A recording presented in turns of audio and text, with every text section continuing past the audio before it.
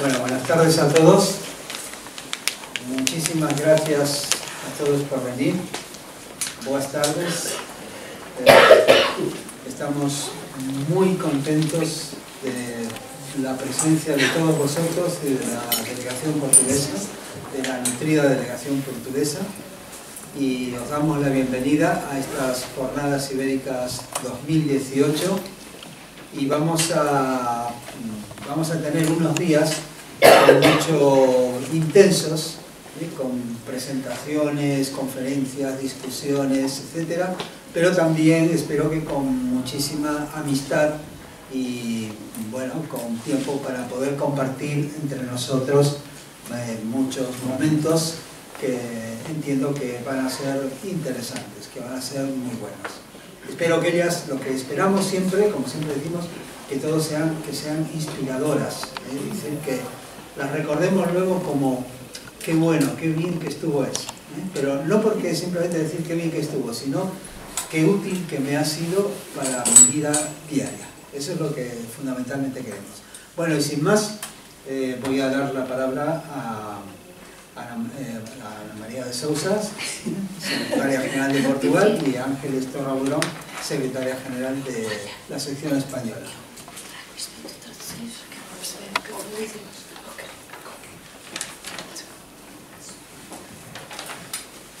Muito boas tardes. Tenho pena de não saber falar espanhol. Muy buenas tardes. Me apena no saber hablar español.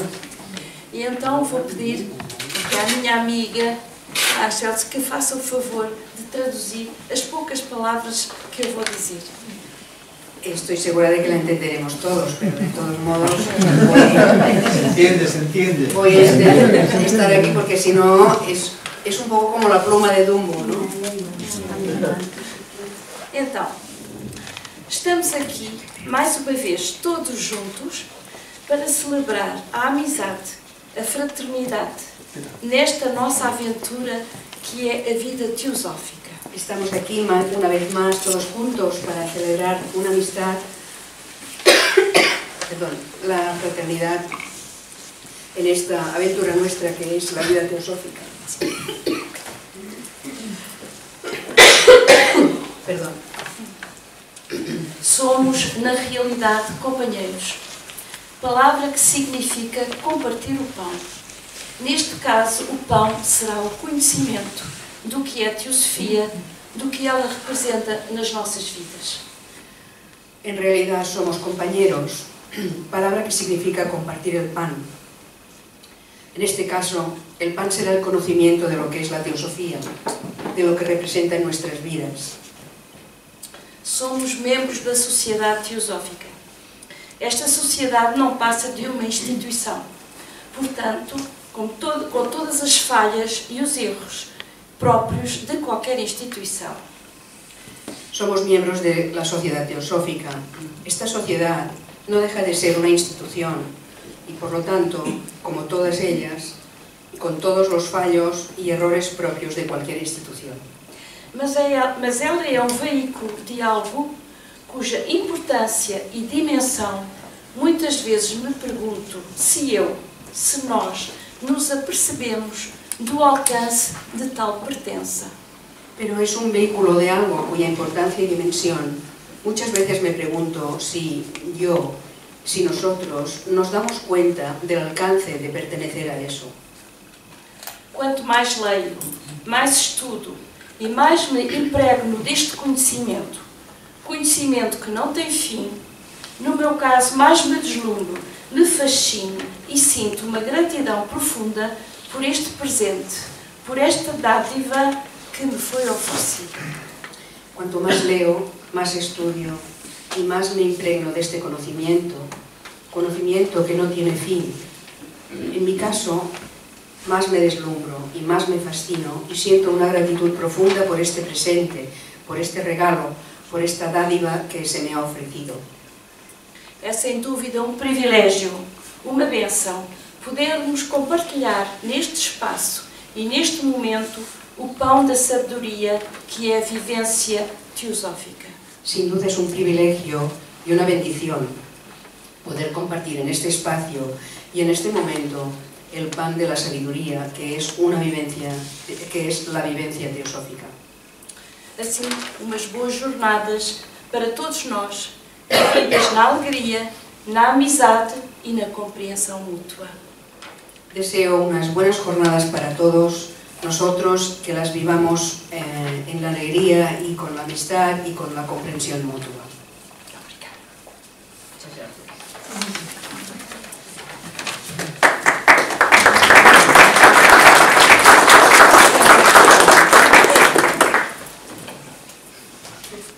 Queridos amigos, una vez más estamos aquí. Antes de decir nada, quiero agradecer enormemente a Carlos y a su equipo por todo el esfuerzo que supone organizar unas jornadas como estas. Este año estrenamos lugar, ha sido una tarea de búsqueda y de investigación. Esperemos que todos os encontréis a gusto y estéis contentos. Todas las gracias hay que dárselas a Carlos y a su equipo, que han trabajado muchísimo. Así que gracias a Ramasperia y gracias a los representantes de Ramasperia aquí todos presentes. Para mí siempre es un gran placer encontrarme con los hermanos y las hermanas de la Sociedad Teosófica, donde quiera que sea, en cualquier parte del mundo. Siempre este sentimiento de pertenencia es un sentimiento reconfortante, en el sentido de que, un poco como decía Ana María, venimos a compartir el pan del conocimiento. Y estoy segura de que en muchos casos, más de los que sospechamos, ese conocimiento se va a culminar con una sabiduría determinada. Todos estamos en el mismo camino, todos estamos en la misma búsqueda, y quien más, quien menos tiene sus dificultades, pero quien más, quien menos va aprendiendo con ellas y gracias a ellas. Así que, bueno, no me voy a extender, es un gran privilegio estar aquí. Doy las gracias a todos por vuestra asistencia. Espero que estas jornadas sean enriquecedoras para todos y cada uno de nosotros, y estoy sumamente complacida por poder contar con la presencia de nuestros hermanos portugueses, que habían estado unos cuantos años ausentes, pero que ahora mismo pues, estamos encantadísimos de teneros por aquí. Y sin más, declaramos las jornadas abiertas. Muy bien, muchas gracias.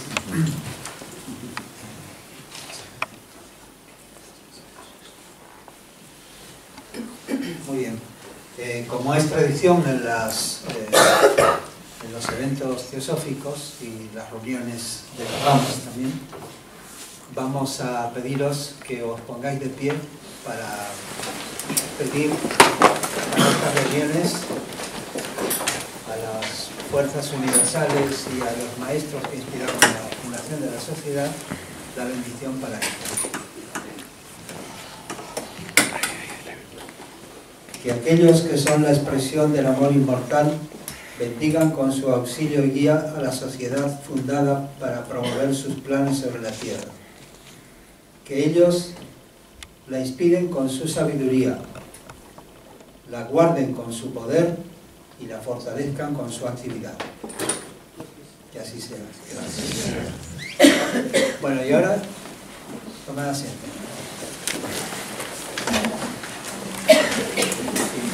Quiero decir que la organización, gracias Ángel por tus palabras, pero quiero decir que la organización no ha sido solamente cosa de la Ramasperia, porque hemos contado con colaboración de otras ramas.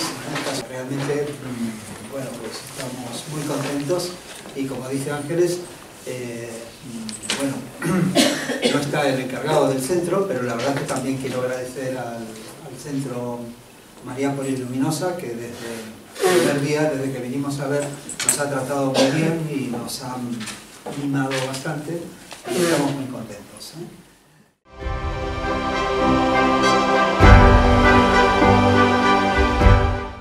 Y ahora, sin más, vamos a comenzar entonces el programa con la conferencia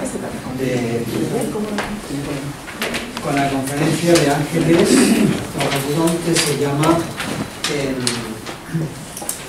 el hombre, el pensador. Eso es. Muy bien. Eso sabe. No, voy a estar de pie. Entonces, esto sí, ¿verdad? O este se puede levantar. Sí. Vale. No, pero es que no quisiera tener que estar aguantando. ¿Que no te gusta así como cantante de rock? No, ni de karaoke. ¿Me oís, verdad? Sí. Sí, ¿se oye? Bien.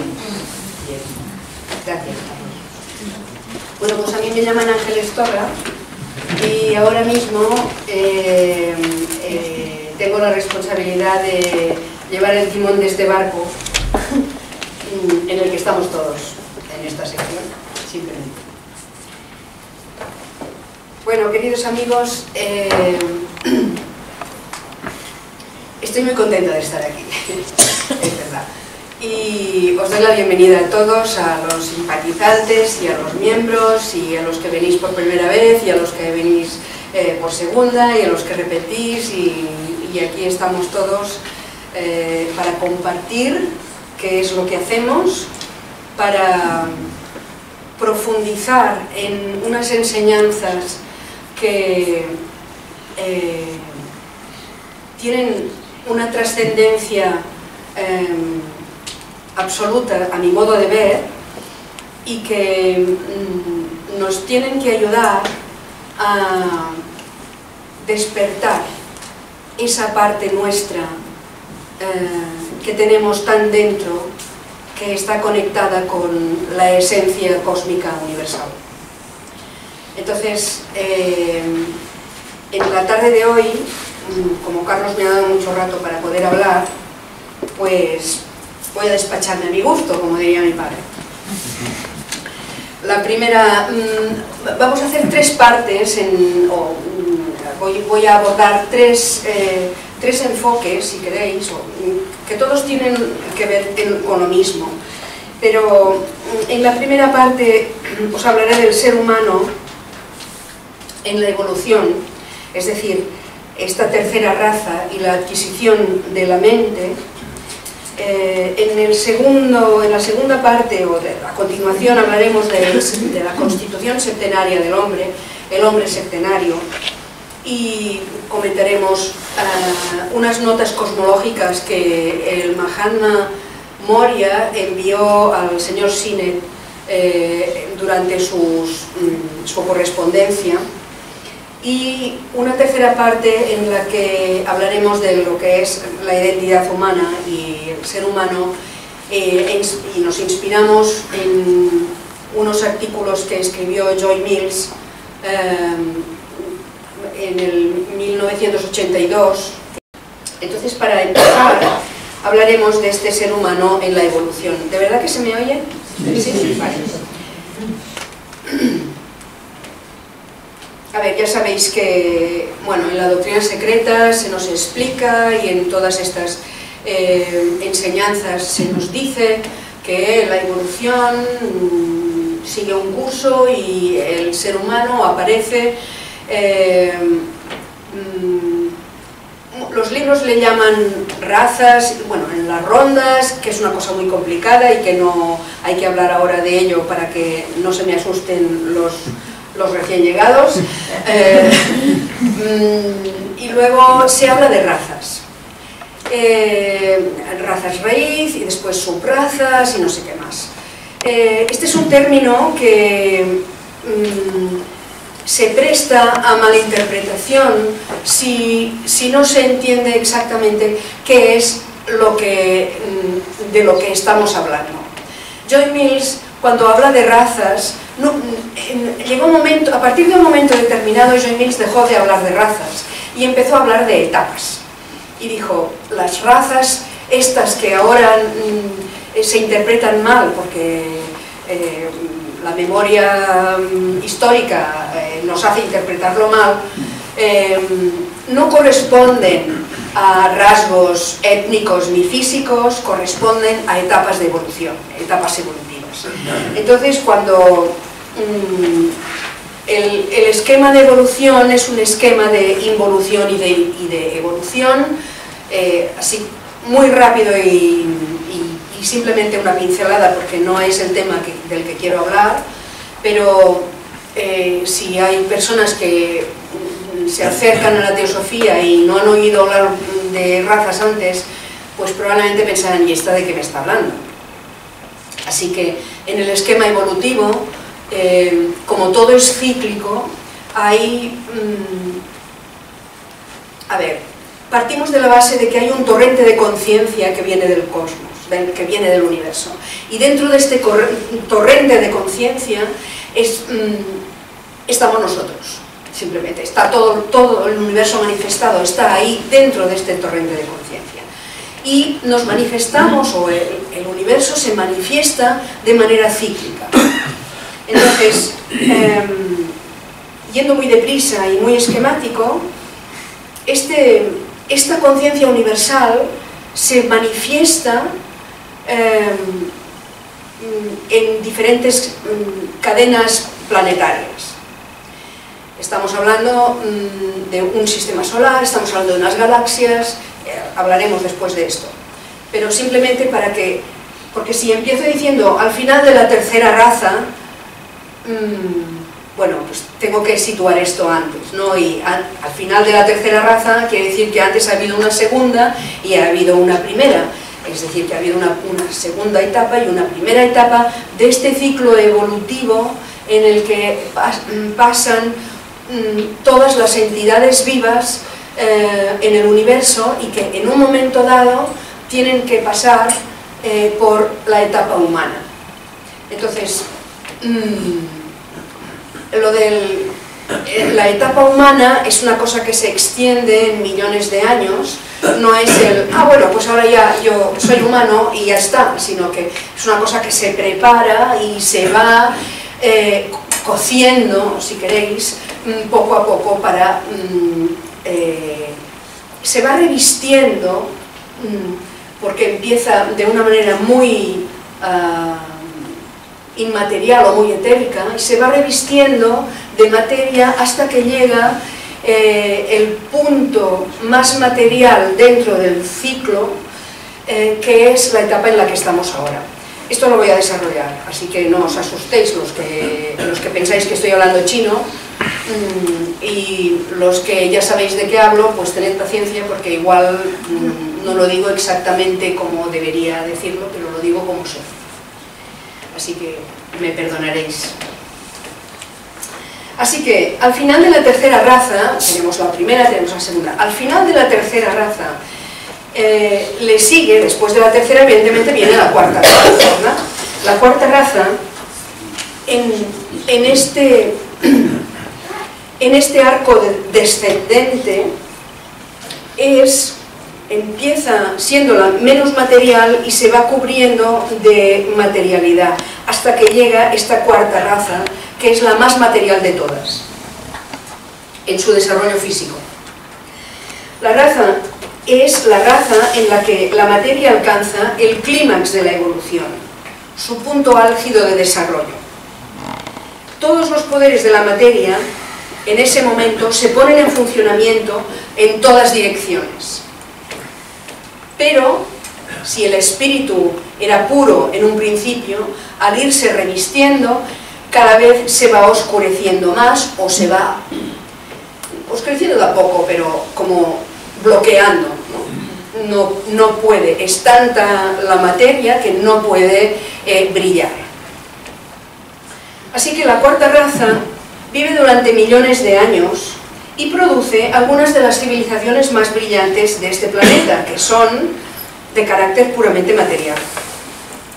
finalmente desaparece, como desaparece todo en esta vida, porque todo es cíclico, finalmente desaparece y nos da paso a nosotros, que formamos parte de esta quinta raza raíz o quinta etapa, si queréis, ¿no? Que seguimos siendo hombres de carne y hueso con órganos y que también estamos destinados a desaparecer para dar paso a otra nueva etapa o raíz más elevada que la nuestra. Hacia la mitad de la tercera raza sucede algo maravilloso en la historia de la humanidad. Esta raza es por entonces inconsciente y se la dota de mente, se le da una mente.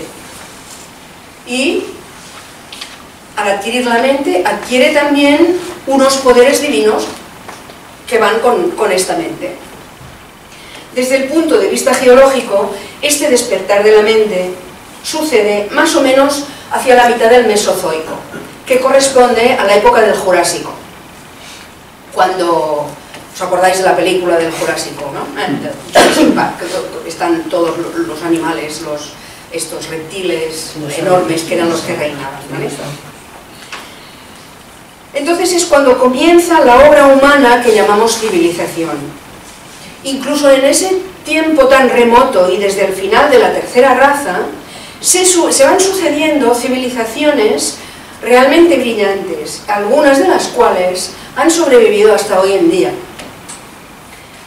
Así que la primera raza, a pesar de ser consciente físicamente, no tiene mente. Es decir, no es autoconsciente, no es que sean animales, es que no es autoconsciente, tal como lo entendemos hoy en día lo que es la autoconciencia. Tiene la conciencia de la naturaleza de alguien que está como en ensoñación, que está medio despierto o medio dormido, no tiene esa conciencia. Los individuos de esa raza todavía no tienen la autoconciencia ni mental ni espiritual, y algo parecido pasa también con la segunda raza. Por otra parte, los animales actuales, por ejemplo, tampoco tienen autoconciencia. Todas las facultades espirituales, intelectuales o psicológicas que el ser humano posee, en los animales está latente y no está todavía en funcionamiento. Porque actualmente solo el ser humano tiene despierta la función divina de la mente autoconsciente. Ese despertar a la conciencia humana en los animales no ocurrirá durante este periodo de evolución planetaria. Así que tendrán que esperar al próximo ciclo evolutivo, porque por ahora las puertas del reino humano están cerradas. Todo esto lo podéis encontrar en la doctrina secreta. Tengamos en cuenta que cuando hablamos de los hombres de la primera y de la segunda raza diciendo que no tienen mente, no significa, como he dicho antes, que los consideremos o que fueran animales, ni mucho menos. Solo quiere decir que la mente latente todavía no se ha puesto en funcionamiento en estos humanos individuales que en una época anterior habían alcanzado el grado de perfeccionamiento de la etapa anterior, que están preparados pero que todavía tienen en latencia esa mente que no está funcionando. El humano de ese periodo, a pesar de carecer de mente, sí que tiene una conciencia. Y en cierto sentido, eso, es como si estuviera adormilado o en un ensueño, medio dormido, no está plenamente aquí. Así pues, hacia el final de la tercera raza, sucede el despertar de la mente. Y sucede porque en los vehículos humanos que entonces ya estaban preparados, no vamos a entrar en ello también, pero bueno, los que estéis interesados, pues ir a mirar en la doctrina secreta, ¿verdad? Los cuerpos humanos físicos ya están preparados y entonces hay unos seres divinos que en periodos planetarios de evolución anterior han alcanzado la perfección de su raza llegando a la cuasi divinidad, que vienen a encarnar dentro de estos cuerpos que están preparados. Estos seres divinos proyectan en la humanidad infantil de esa época como unas chispas. Habéis visto Harry Potter, ¿verdad? Cuando el Dumbledore se saca de la mente como una especie de hilito. Bueno, pues yo me lo imagino así, ¿no?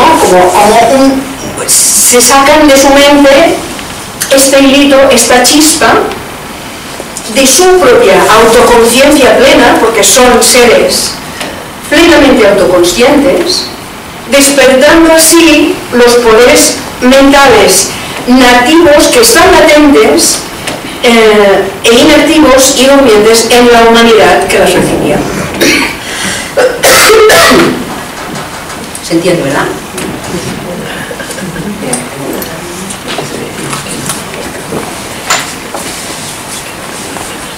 Por vago que parezca el concepto, descubrir la naturaleza de la mente autoconsciente representa un esfuerzo hacia una explicación racional y satisfactoria de esa parte de la constitución humana.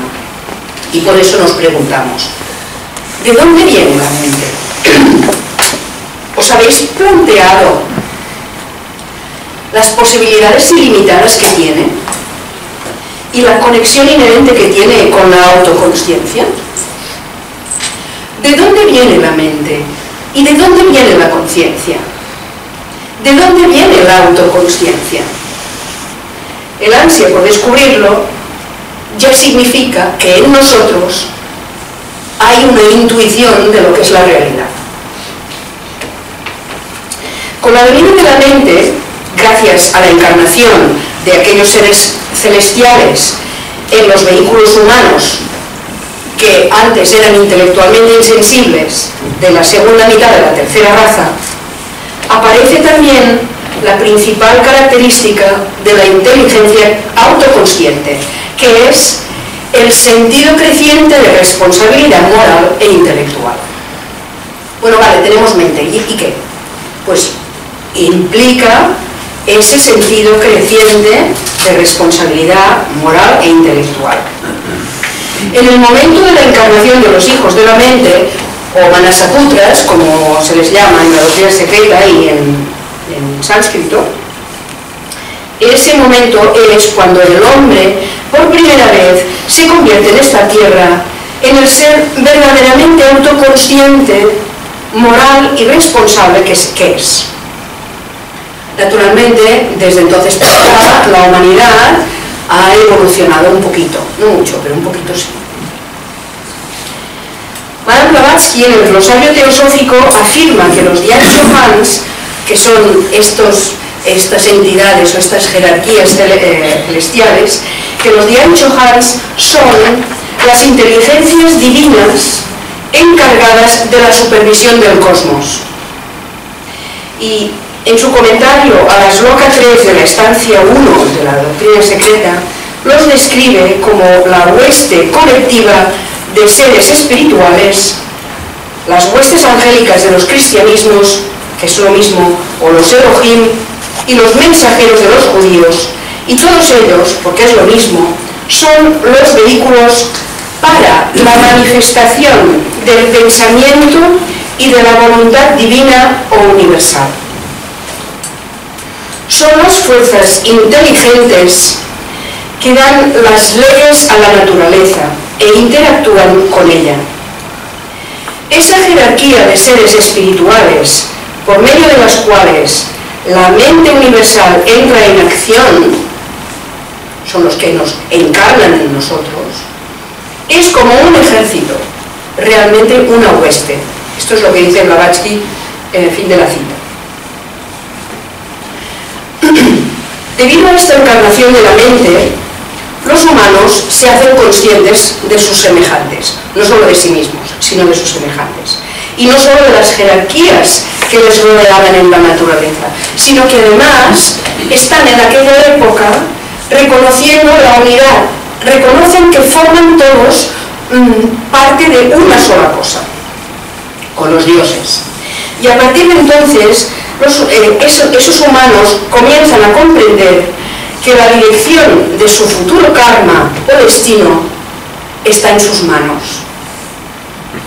Al principio, de manera casi instintiva, pero a medida que crece la autorrealización o la autoconciencia, comprenden que son colaboradores de las divinidades y de las jerarquías de seres que contribuyen en la enorme labor cósmica.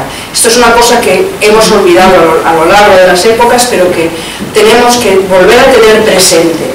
Nosotros somos colaboradores con estas jerarquías en el plan divino, y es nuestra responsabilidad el actuar de acorde con esa idea y con ese concepto.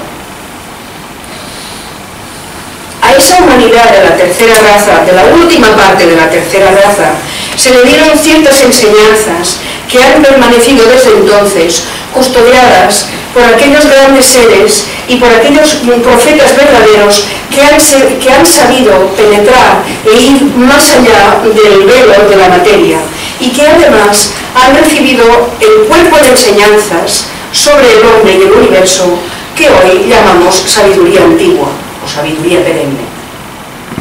Este cuerpo de enseñanzas, que viene de planos mucho más elevados que el nuestro, se asocia con la raza humana de entonces y se ha transmitido en una línea ininterrumpida, en una cadena ininterrumpida de maestros, de maestro a maestro, hasta nuestros días. Así pues, nos damos cuenta de que el ser humano está esencialmente compuesto de cielo y tierra, y porque es hijo del universo, es en parte espíritu y en parte animal, y por lo tanto es hijo del destino, destino que él mismo construye con cada aliento suyo, con cada gesto, con cada acto. El hombre es hijo de la naturaleza, por lo tanto la naturaleza no le ha dado las facultades con las que trabaja, sino que esas facultades el hombre ya las tiene de facto porque es hijo de la naturaleza. No son un don, no es que se lo regale, no se trata de un desarrollo de algo que está fuera de nosotros mismos y que nos ha venido desde fuera, tampoco es el producto de un aprendizaje o de una reacción del ser humano a las cosas externas de la naturaleza. Estas facultades son innatas, las tenemos innatas porque son nosotros mismos y forman nuestro destino conforme las vamos desplegando. ¿Y cuál es el destino? ¿Cuál es ese destino que el hombre desarrolla poco a poco a lo largo del tiempo? En las escrituras cristianas lo vemos en dos partes, una en Juan y otra en los Corintios. Dice Juan: ¿no está escrito en vuestra ley? Yo he dicho, sois dioses. Y dicen los Corintios: ¿no sabéis que sois dioses? O el templo de Dios, es igual. Y que el Espíritu de Dios mora en vosotros, porque en verdad cada uno de vosotros es un templo de la divinidad, es un templo de Dios. Estas palabras, no me emociono, es que son fuertes. Que me podría emocionar perfectamente porque son emociones. Son fuertes. Estas palabras ahora mismo son huecas, nos suenan huecas porque hemos perdido el sentido profundo de lo que tienen. Pero la teosofía nos muestra lo que significan y le indica al estudiante el camino para que pueda convertirse en lo que esas escrituras prometen y que de hecho ya se encuentra en el corazón de nuestro ser. Estas palabras contienen una promesa de inmenso valor ético, así como la enseñanza de la verdadera esencia de lo que es la evolución. Porque el destino del ser humano es convertirse algún día en lo que se nos promete aquí, en dioses, que ya lo somos, simplemente expresarlo. En épocas futuras, dentro de eones, cuando la raza humana haya cumplido su cometido en este ciclo planetario, los hombres nos habremos convertido en divinidades completas, en fuerzas espirituales en la tierra. Y entonces seremos como los que ahora nos preceden, líderes e instructores de la raza, y seremos los inspiradores que infundiremos el vigor a aquellos que vienen más atrás o que vendrán más atrás que nosotros. Seremos los transmisores del fuego universal, del fuego espiritual y del fuego de la pura autoconsciencia, que es la actividad más noble de la vida universal. Eso es lo que ahora mismo son los dioses. Esos seres espirituales son los grandes mensajeros de la vida universal y los transmisores de la misma para aquellos que estamos por debajo de ellos.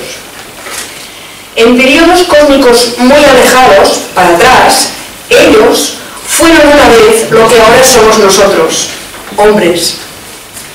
Pero con esfuerzo y empeño y con una búsqueda interior, con mucha honestidad y mucha sinceridad, con mucho amor y mucha compasión universales, esas entidades superiores, que eran hombres, se han aliado ahora con las esferas internas en el sendero en el que estamos ahora nosotros, y que ellos han hallado antes y que nos pueden demostrar porque lo conocen.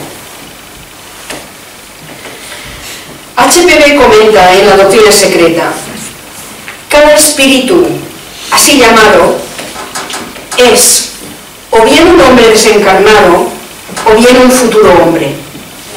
Porque desde el más elevado arcángel hasta el último constructor consciente, todos ellos son hombres que han vivido eones atrás, en otros manvantaras, en esta u otras esferas. Y por lo tanto, los elementales inferiores, semi-inteligentes y no inteligentes, son todos hombres futuros. Solo ese hecho, que un espíritu esté dotado de inteligencia, es prueba para el ocultista de que ese ser debe de haber sido un hombre y debe de haber adquirido su conocimiento e inteligencia durante el ciclo humano.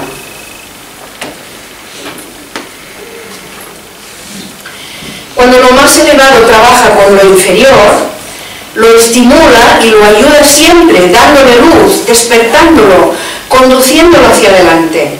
Del mismo modo, nosotros tenemos entre nosotros hombres superiores que son nuestros guías para ayudarnos. Son el florete de la humanidad, lo más noble que ha producido la raza humana.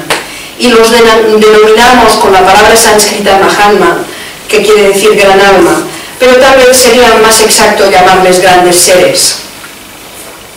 Esas grandes almas son bien conocidas de todos.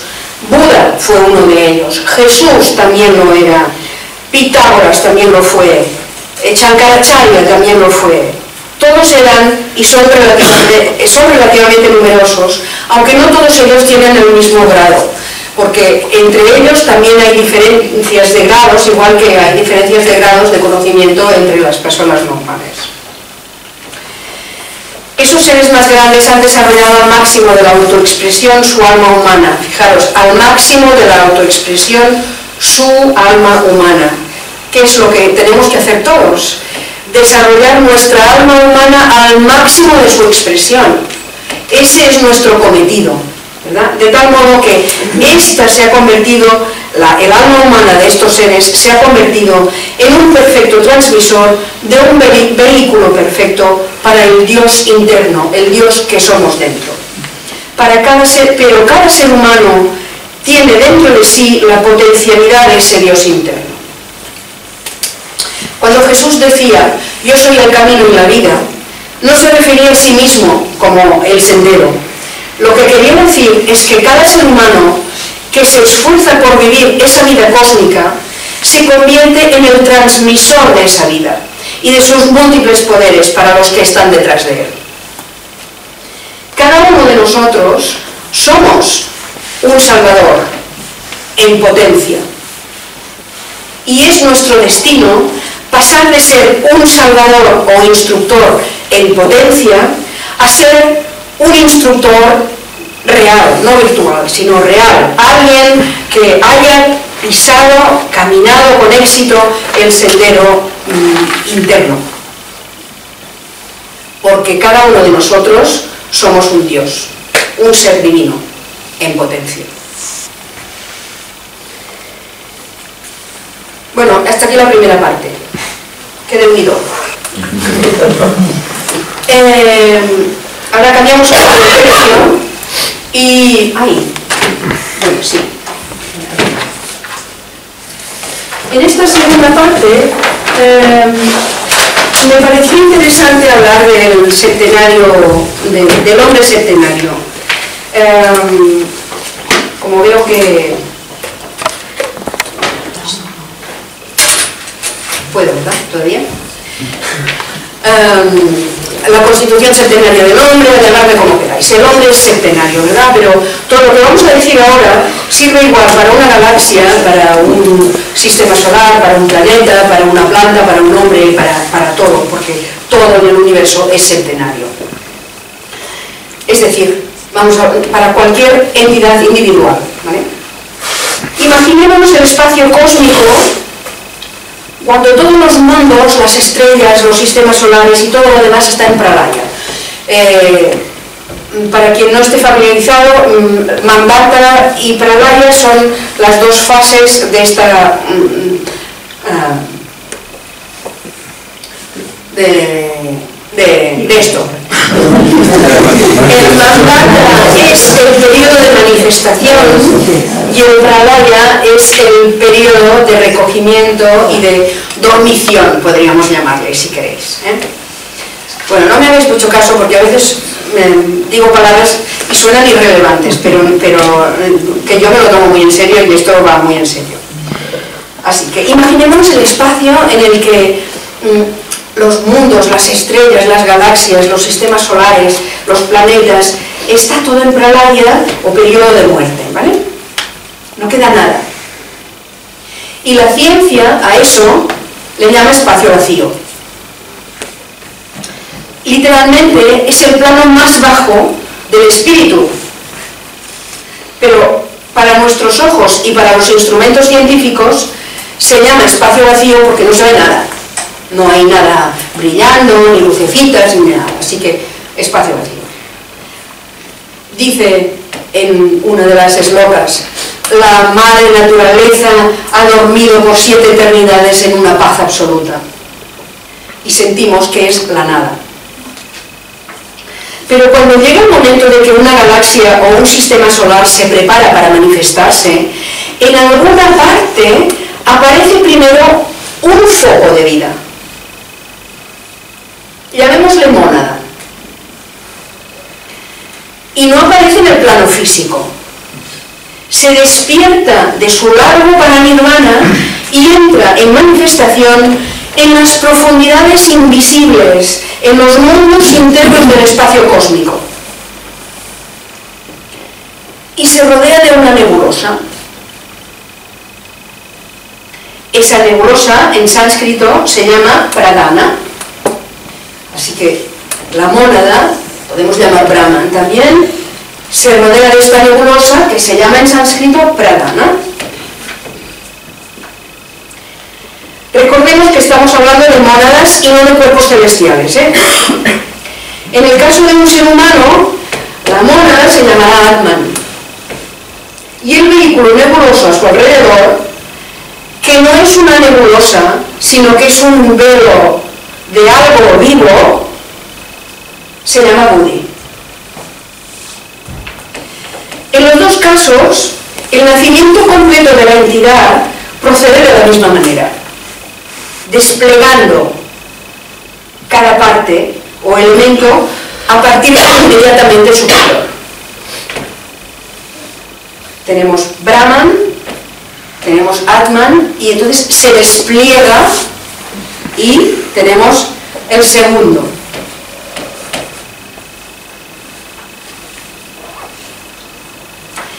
Hasta que tenemos toda la entidad septenaria. La naturaleza tiene una sola ley y no puede inventarse leyes contradictorias, así que siempre es una y la misma aplicada a todo, ¿no? Este diagrama representa el despliegue de la entidad septenaria a partir de lo más elevado o espíritu puro, tanto en el caso de un universo, el de la izquierda, como el de un ser humano. Los otros 6 principios surgen del primero. Buddhi, pradana, de Buddhi se despliega y surge Mahat, la mente universal, Manas, ¿vale? El principio. De esto surge y se va desplegando, cada uno de los principios se va desplegando progresivamente. Es decir, de lo divino o del espíritu nace todo lo que es. En una galaxia, en un sistema solar, en un planeta, en un ser humano. La muerte, en términos generales, tanto para lo pequeño como para lo grande, es un proceso inverso. Primero está el despliegue, y cuando morimos, o cuando muere un planeta, o cuando muere una galaxia, es el proceso inverso. Stula Sarira es el cuerpo físico, en el plano físico, desaparece, se muere y se repliega. Antes hemos desplegado, el maestro Moria en las notas cosmológicas lo llama de la involuta sacar el evoluto, que son dos palabras que me gustan mucho, ¿no? De involuto, y entonces se despliega y es el evoluto. Y aquí, este es el proceso, cuando nos morimos, o cuando acontece la muerte, es el proceso inverso. Se muere el cuerpo físico, pero se repliega en el estadio superior, inmediatamente superior. Y así irá el doble etérico, Lila Sarira, o que pertenece a lo que es el akasa o la luz astral, cuando se agoten, se replegarán y desaparecerán del cuerpo etérico, y así después con el prana y después con manas. Vamos a seguir, porque ya me estoy perdiendo. A ver. Por lo tanto, lo que estaba en el plano inferior se retira hasta el siguiente superior y desaparece. Lo que se encuentra en el segundo inferior se retira hasta el siguiente superior y desaparece, es lo que acabo de decir, ¿no? Y así en cada plano, retirándose hasta el inmediatamente superior y desapareciendo a continuación. Los 4 planos inferiores se retiran finalmente hasta el quinto, 1, 2, 3, 4, hasta el quinto. A ver, que esto, ¿dónde estoy? Y entonces desaparecen. Y sucede lo mismo con el sexto, hasta que únicamente permanece la mónada pura. Con lo cual acabamos de demostrar que todos somos la mónada pura manifestada y que volvemos a la mónada pura. Entonces vemos que la totalidad de un ser humano que se manifiesta en la Tierra procede en última instancia de una mónada, de la mónada, de esa mónada. De Atman, la mónada fundamental eterna, gota eterna del infinito, nace Buddhi, que es el vehículo de Atman. Y a pesar de ser un vehículo, Buddhi es en sí mismo materia viva, consciente, es algo vivo y consciente, es material del espíritu, es cosa del espíritu, del mismo modo que Atman es el corazón del espíritu. De estos dos nace lo que llamamos manas, la mente, el poder intelectual, la raíz de toda acción mental. Y de estos tres, me he dejado cama, ¿verdad? Sí. Ya me parecía. Aquí en medio está cama. Aquí hay otro, ¿vale?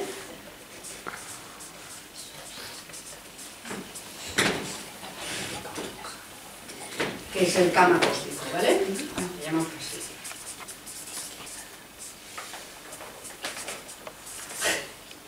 No me habéis dicho nada, me podéis preguntar. Aquí todos calladitos, pero ¿qué está diciendo esta? Bueno, entonces, de la acción de estos tres nace Kama. Cuidado porque Kama es un principio muy importante en nuestro desarrollo. es el principio que nos empuja a la acción. Es la urgencia de hacer cosas. Le llamamos deseo, ¿verdad? Pero es más que eso. Este puede tener un aspecto muy santo y muy maravilloso, pero también puede tener un aspecto muy inferior. Todo el mundo lo sabe, ¿no? O sea, podemos tener deseos en el corazón que sean sublimes, divinos, y a veces pueden ser más groseros que los deseos más animales. Luego vienen los pranas, la vitalidad, que procede de los 4 anteriores. De todos ellos viene el cuerpo, que va a ser el modelo del físico, que es el cuerpo astral, llamado comúnmente el cuerpo patrón, a partir del cual se va a moldear el cuerpo siguiente, que es el cuerpo físico. Resumiendo, que todo esto... A ver, resumimos. De Atman nace su hijo Buddhi. De Atman y Buddhi nace su hijo Manas, Padre, Espíritu Santo e Hijo. De Atman, Buddhi y Manas juntos, que esto es lo que se llama a menudo la mónada que reencarna, surge para que interactúen estos tres en el mundo manifestado el principio del deseo, la urgencia de ser y de hacer y de llegar a ser algo.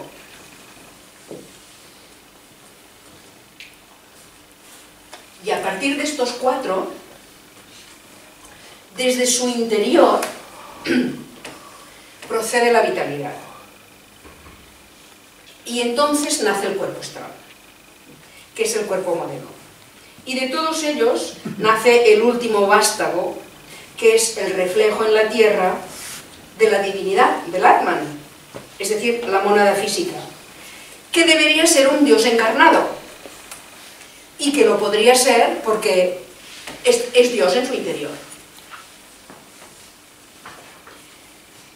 Bueno, cada principio se interpenetra con los demás, no es que esté aquí, en el primer piso hay uno, en el segundo piso está el otro, en el tercer piso, sino que todos se interpenetran entre sí y cada uno de ellos contiene a los otros 6. Y entonces, por eso sabemos que el ser humano, nosotros, tenemos la capacidad, tenemos la posibilidad de llegar a expresar lo más elevado, porque está todo dentro, no hay que subir de un piso a otro, está todo dentro, solo lo que hay que hacer es manifestarlo, es despertarlo. Los seres humanos estamos actualmente en la 4ª ronda y en la 5ª raza raíz, o etapa, que significa que estamos funcionando en la 4ª, ¿verdad?, en las partes kama-manásicas de nuestra constitución, kamas y manas, kama y manas, ¿vale? No nos pensemos que estamos en otra parte porque desgraciadamente todavía no hemos desarrollado los poderes para estar en ello, pero ya llegaremos, un día u otro. Así que cuando hayamos aprendido a funcionar en la parte manásica, que es la mente, entraremos en la 5ª ronda. Y del mismo modo, cuando nuestra autoconciencia comience a funcionar en nuestro Buddhi, entonces nos convertiremos en Budas. Eso no sucederá hasta la 6ª ronda, evidentemente. Gautama, el Buda, a pesar de vivir en la 4ª ronda, ya se había desarrollado tanto que era autoconsciente y estaba viviendo en su 6º principio, en Buddhi. Y por eso se le llamó uno de la 6ª, o Manushya, o humano en todo el pleno significado de la palabra, o Buda. Pero recordemos lo siguiente: cuando una entidad como un hombre en el grado evolutivo actual de la 4ª ronda consigue vivir en su Buddhi, entonces ha entrado en el Nirvana. Y el Nirvana, igual que el de Bachan, tiene 7 grados, como el de Bachan, el Kamaloka, y todo es el temario, ¿vale? Y sus principios más elevados, cuando un humano ha aprendido a funcionar y a vivir en el Buddhi, de su constitución, entonces es un Buda, y sus principios más elevados han entrado en el reposo perfecto y en la paz perfecta que es el Nirvana. En las notas cosmológicas que el Mahatma M le escribe a Sinnett, la segunda parte de las notas cosmológicas está en la carta 13 de las cartas de los Mahatmas a A.P. Sinnett. Pero hay un primer juego que no está publicado en la edición de Trevor Barker. Se puede encontrar en el libro de las cartas de Madame Blavatsky a A.P. Sinnett, que Madame Blavatsky le escribía cartas también, y ahí están esas notas cosmológicas. Y también un resumen de esas notas las pueden encontrar en un librito que tenemos editado que se llama Las primitivas enseñanzas de los maestros. Es un libro que editó Ginara Hadassah en su día, que la editorial teosófica tenemos publicado, en el que hay fragmentos de cartas comentados por Ginara Hadassah. Y ahí está un resumen cortito, porque las notas cosmológicas primeras deben ocupar como 15, 16 o 17 páginas. Ginara Hadassah lo que hace es coger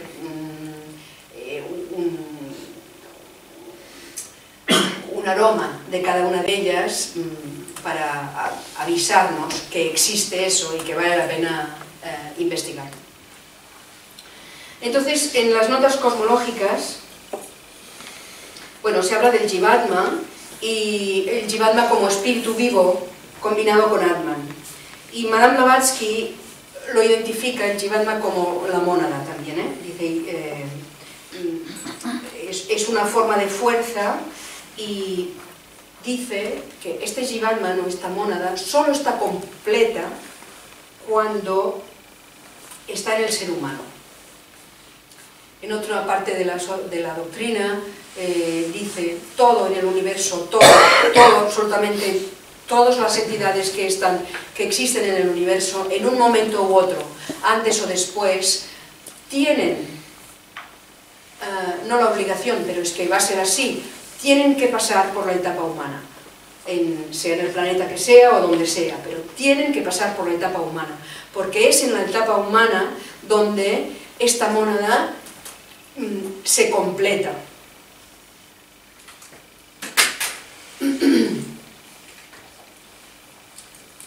Bueno, dice el Mahatma en las notas cosmológicas, la individualidad entera está centrada en los tres principios intermedios, el tercero, el cuarto y el quinto, ¿vale?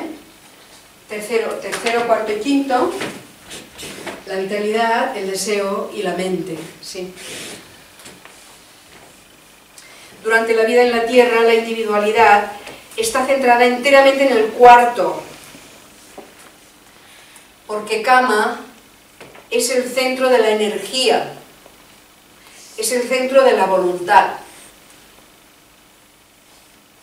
Y esto está clarísimo, porque si uno se quiere comprar un Ferrari, pues va a hacer 10.000 horas extras para poder juntar el dinero que le va a costar ese Ferrari, y al final será. Es decir, no hay nada que el ser humano se proponga que no pueda conseguirlo, porque esta voluntad es la voluntad cósmica, es la voluntad divina, y la tenemos. Lo que pasa es que la tenemos pegada a la parte inferior, bueno, al bienestar, al estar bien y el gusto y estas cosas. Pero esta voluntad es la misma que nos hace aspirar a las cosas superiores. Y hay que ser consciente de esto, hay que ser consciente del enorme poder que el ser humano tiene en sus manos, para utilizarlo bien, claro.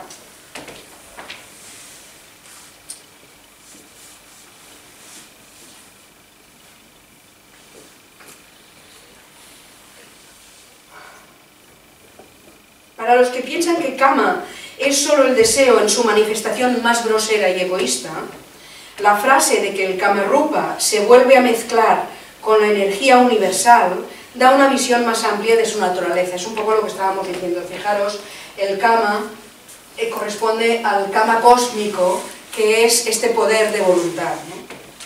Al identificar la fuente de Kama o del deseo como la fuerza voluntad universal, está indicando que este principio tiene que ver con un campo de fuerza mucho más amplio de lo que normalmente tenemos en cuenta. Es interesante considerar Fohat como la fuerza unificadora y cohesionadora del universo. Ahora hemos introducido la palabra Fohat, porque Fohat es esta energía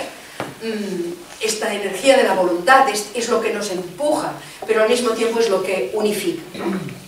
Entonces, es la fuerza unificadora y cohesiva en el universo como la raíz de toda la relación, así como de todos los poderes de atracción y repulsión. En una de sus manifestaciones, Fohat es la electricidad también. Fohat lo interpenetra todo. Es de especial interés para nosotros, porque ahora estamos en la cuarta ronda de la cadena planetaria terrestre, y por lo tanto el foco de nuestro desarrollo se encuentra en estos aspectos del cuarto principio Kama. Como todos sabemos, el deseo o Kama, en sus aspectos inferiores, no siempre resulta fácil de manejar, pero ¿qué es en sus aspectos superiores? El alma animal generalmente es sinónimo del aspecto inferior del principio mental, manas. Cuando le llamamos el alma animal, nos estamos refiriendo a... Manas es dual, ¿vale? Tiene dos aspectos. Entonces tiene el aspecto más concreto, que se alía con Kama, y luego el aspecto más abstracto o más elevado, que es el que le tiene que dar paso a la acción de Buddhi. Generalmente estamos centrados en Kama Manas, es decir, utilizamos la mente junto con Kama. ¿Por qué? Porque Kama, que es esta voluntad, sin Manas, sin el principio de la mente, no puede hacer nada. Pero Manas, sin el principio de la voluntad o del deseo, sin Kama, tampoco puede funcionar. Tienen que funcionar juntos. Entonces, bueno, que me voy... Ahora voy.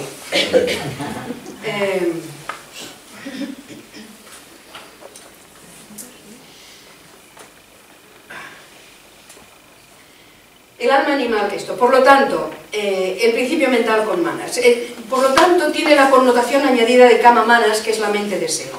Sin embargo, se describe, porque Manas viene del aliento universal, del aliento de la mente universal. Como nada que esté asociado con la mente universal puede considerarse simplemente animalístico, ¿por qué ese principio se le llama el alma animal? ¿Está el alma en una condición animalística solo cuando está despierta, respondiendo a los estímulos externos en un estado reactivo y centrada en sí misma? En general se dice que la humanidad se encuentra en la quinta etapa de la cuarta ronda, etapa o razas igual. O sea que estamos tratando con el desarrollo del aspecto manásico de Kama. Estamos centrados plenamente en Kama, pero estamos desarrollando el aspecto manásico de Kama, el aspecto de la mente. Aquí deberíamos ver lo que dice el Mahatma respecto a esto. Dice, el quinto principio, la mente, se desarrolla desde el interior de nosotros. Evolucionar el principio manásico desde dentro significa que nosotros somos responsables de su desarrollo. Nadie nos viene desde fuera a desarrollarlo. Algo que queda muy claro en la clave de la teosofía cuando HPB dice que el estado futuro y el destino kármico del ser humano, o sea, el nuestro, dependen de si Manas gravita más hacia el Kamarupa, que es el asiento de las pasiones animales, o bien gravita más hacia Buddhi, que es el ego espiritual. Y aquí cada cual decide. porque aquí es donde tenemos la libertad, que es mentira, pero bueno. Sobre la mente, o quinto principio, Madame Blavatsky comenta: la filosofía oculta nos enseña que la mente humana, o manas inferior, es un rayo directo o reflejo de los principios superiores.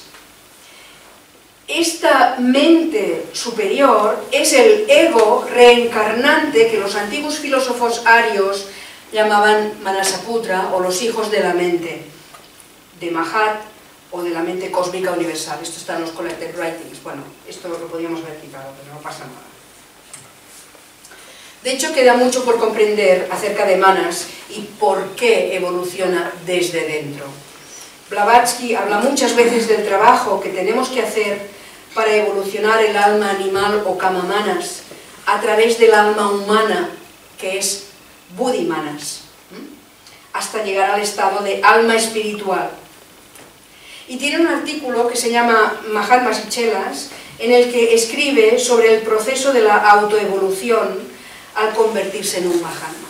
Primero se refiere a las partes inferiores del quinto, de Manas, en el que residen las inclinaciones animales, y luego al Manas superior, y dice: al hombre puro que está asociado con los principios sexto y séptimo.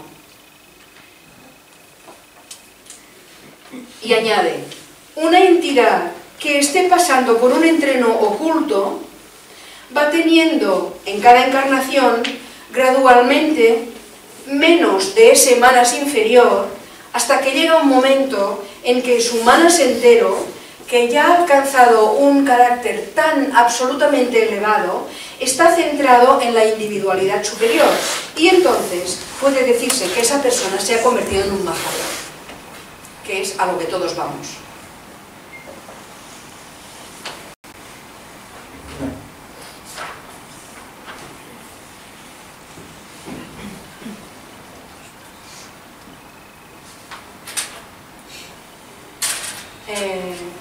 ¿Me das 15 minutos más? ¿Me lo dais? Gracias. Bueno, más adelante en las notas cosmológicas, cuando el maestro M responde a algunas de las afirmaciones de Simmel, encontramos una larga exposición muy interesante sobre la historia de los ciclos de descenso y ascenso que constituyen nuestro viaje evolutivo, y que yo he intentado explicar al principio como demasiado deprisa, pero os recomiendo que, si tenéis la ocasión, porque es un estudio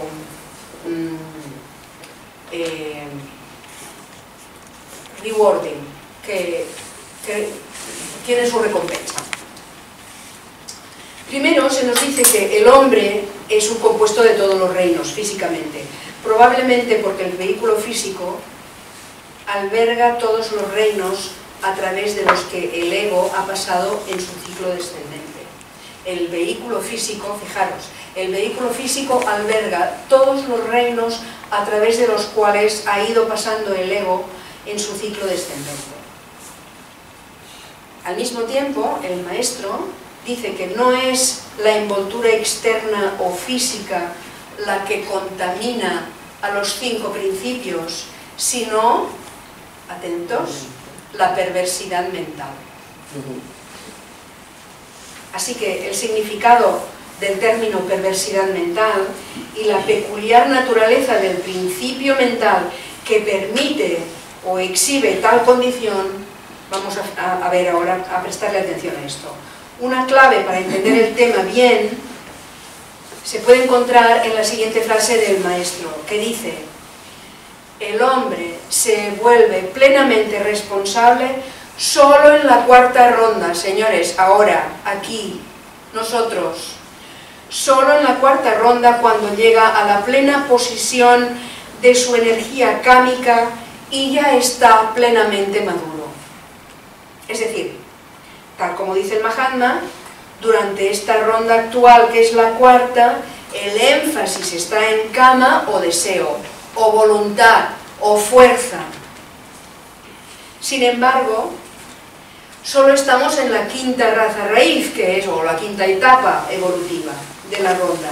Y como bien dice el Mahatma, las entidades individuales de esta ronda cumplen inconscientemente sus ciclos terrenales septenarios, siendo estos últimos los de la raza raíz o subrazas o lo que les corresponde. Por lo que la energía kámica está teñida o contaminada, como dice el Mahatma, por el manas inferior.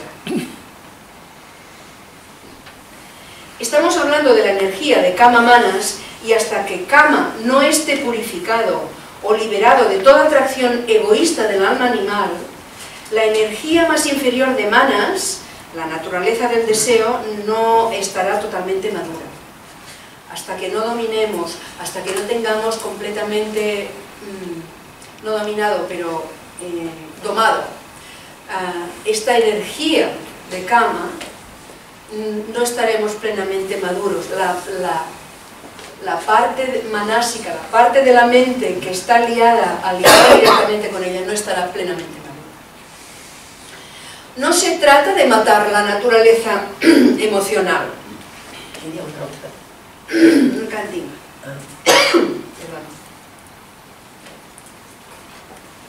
Lo que hay que hacer es ponerla a punto, como cuando tenemos un coche y queremos salir en rally y hacer la carrera con otros y ganar, por supuesto, ¿no? Ponemos a punto todo el motor. Se trata, esta naturaleza emocional, no hay que matarla, hay que ponerla a punto para poderla utilizar, es decir, purificarla para que sea un instrumento maduro, para que el alma se pueda expresar a través de la personalidad. Si tenemos todo de pantallas emocionales que no nos dejan ni siquiera ver cómo el alma va a poder expresarse a través de eso. Hay que purificar eso. Kama debe convertirse, Kama, el deseo, no el deseo, es la fuerza, la voluntad. Kama debe convertirse en el reflector de Buddhi. Y eso solamente es posible cuando asumimos la plena responsabilidad de nuestras emociones, junto con nuestros pensamientos y nuestras acciones. Solo depende de nosotros. Nadie nos obliga a ser como somos, nadie nos obliga a actuar como actuamos y nadie nos obliga a pensar como pensamos. Pensamos, actuamos y sentimos como nos da la gana. Y hay una frase que decía mi padre que era siempre: tú siempre preguntas, ¿quién manda aquí? ¿Quién es el que tiene el poder? ¿Son las emociones las que mandan? No eres tú, son las emociones.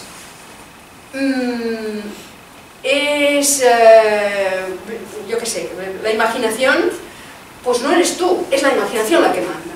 Entonces hay que tomar conciencia de exactamente pensamos, decimos y obramos como queremos.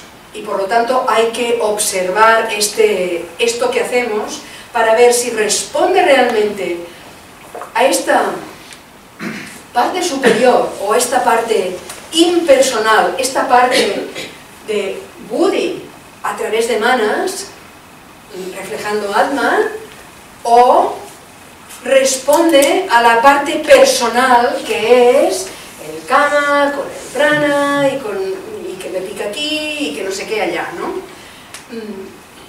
Hay que distinguir muy bien para no dejarse llevar y para que no domine o para que no mande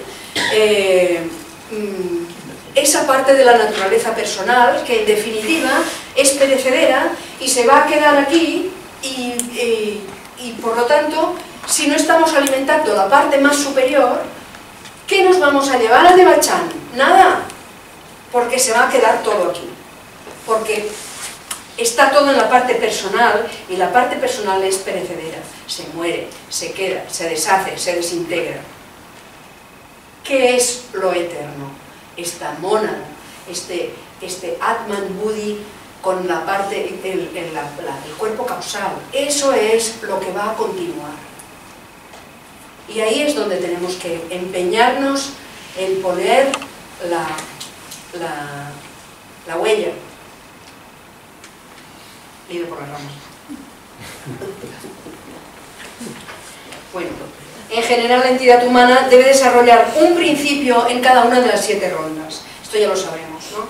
Y en la 4ª ronda actual solamente podemos llegar a la posesión completa de la energía cámica. No nos pensemos, a ver, no son, igual sois, pero yo desde luego no soy una super ser humano, estoy en la 4ª ronda y la 5ª raza o 5ª etapa y sé lo que me toca hacer, es decir, sé a dónde tengo que llegar, pero sé que me queda muchísimo camino.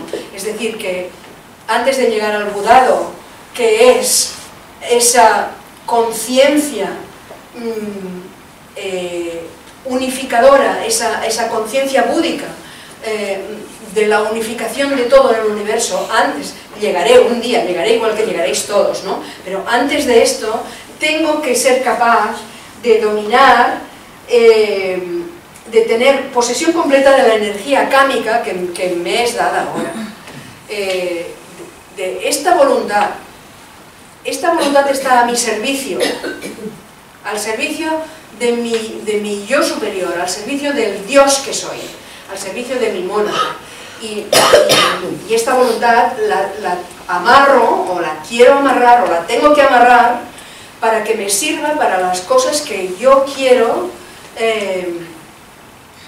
conseguir, que es enfocarlo todo hacia Budi para que Budi pueda manifestarse a través de mí, a través de esta personalidad.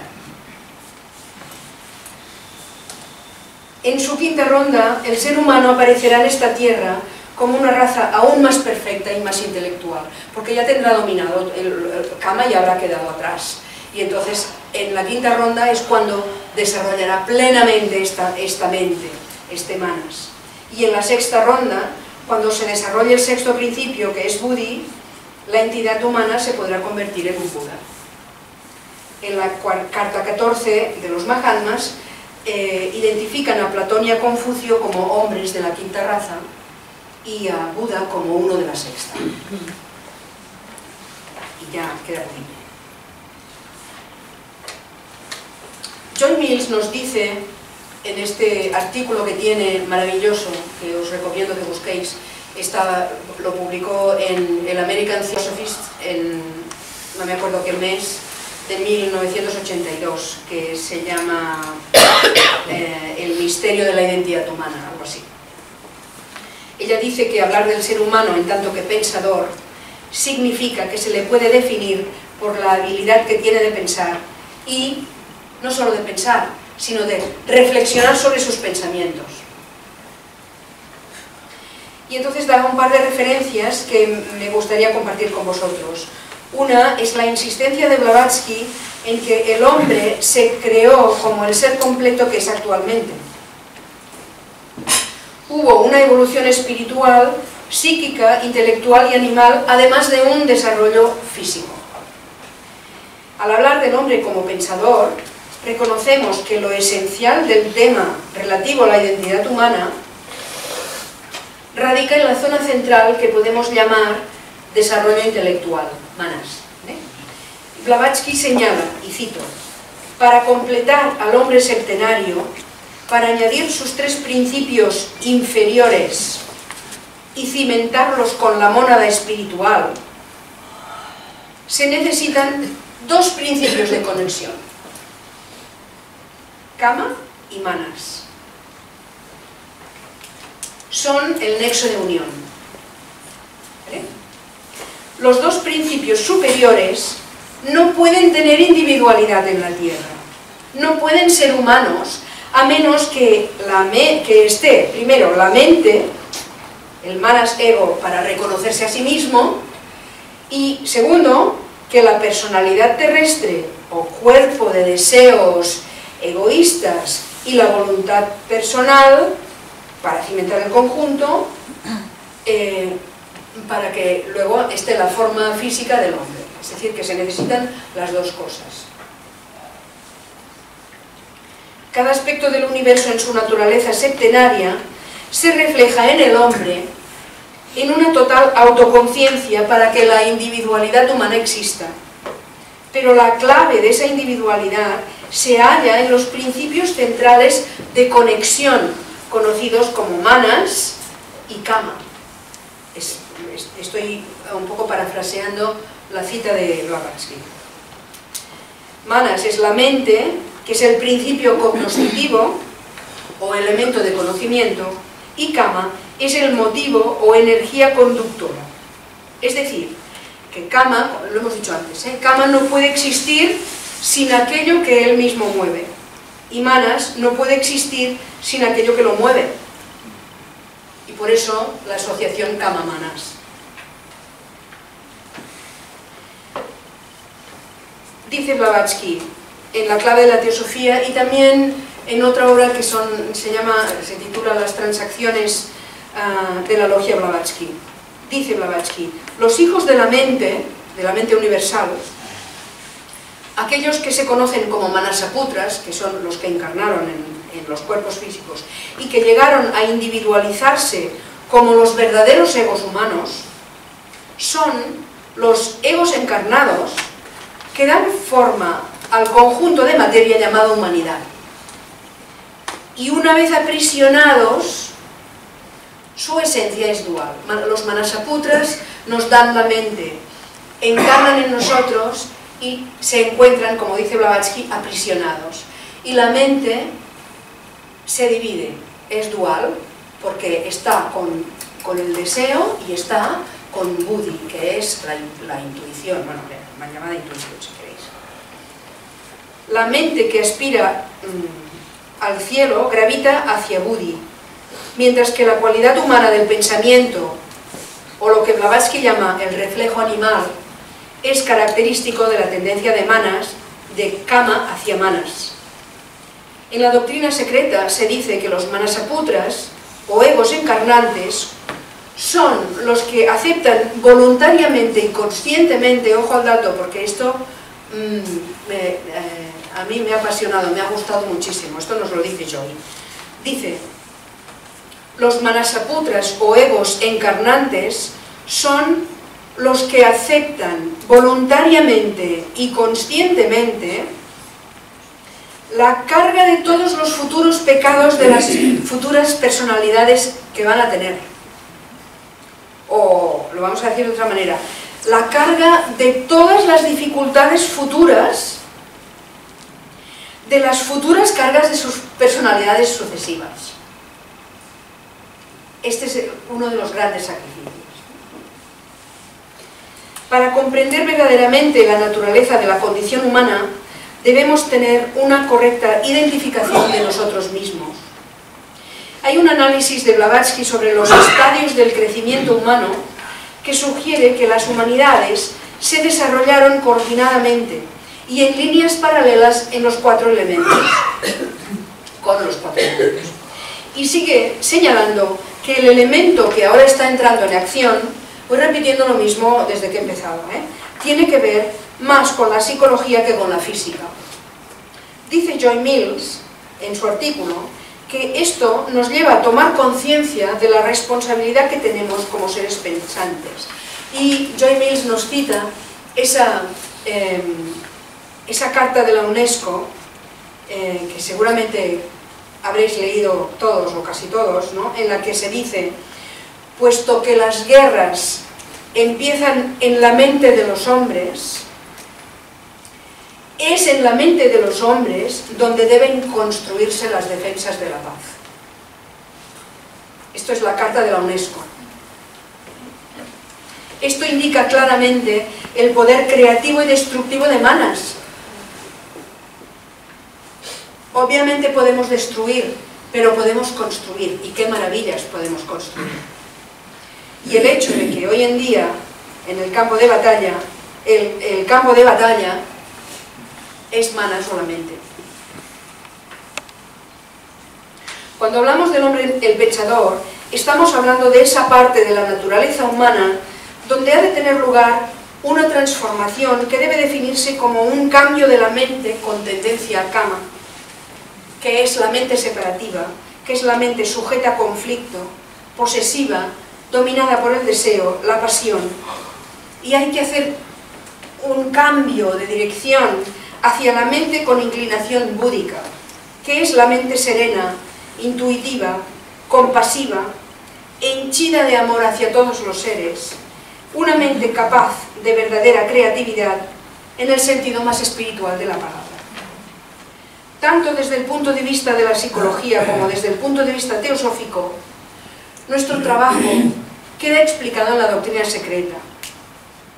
Y dice, no solo el hombre es el pensador, sino que cada individuo debe descubrir su propia mente. Seguro que muchos pensamos que esto está controlado, la mente la tengo controladísima, yo pienso lo que quiero y tal, ¿no? Pero ¿realmente conocemos el alcance del poder que tenemos? ¿Tenemos ese control que creemos tener? Porque si lo tuviéramos, no habría nada que surgiera del interior de Manas de lo que nosotros no fuéramos responsables. Nada surgiría que no quisiéramos que surgiera. Porque dominaríamos tanto este campo que nada ajeno a él podría penetrarlo. Y si reflexionamos bien, nos damos cuenta de que este no es el caso. Por ejemplo, ¿con cuánta frecuencia nacen pensamientos de los que nos avergonzamos un poco? ¿Con cuánta frecuencia pensamos, pero cómo se me ha ocurrido pensar eso?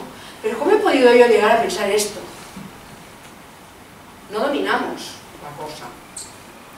A veces, algunos de estos pensamientos no los expresamos verbalmente, pero otras veces se nos escapan por la boca, y entonces es mucho peor. Lo lamentamos, ¿no? Las palabras no se pueden volver para atrás. Vemos pues que en realidad no estamos tan familiarizados con el contenido de nuestro mecanismo pensado, ni nos hemos responsabilizado de él.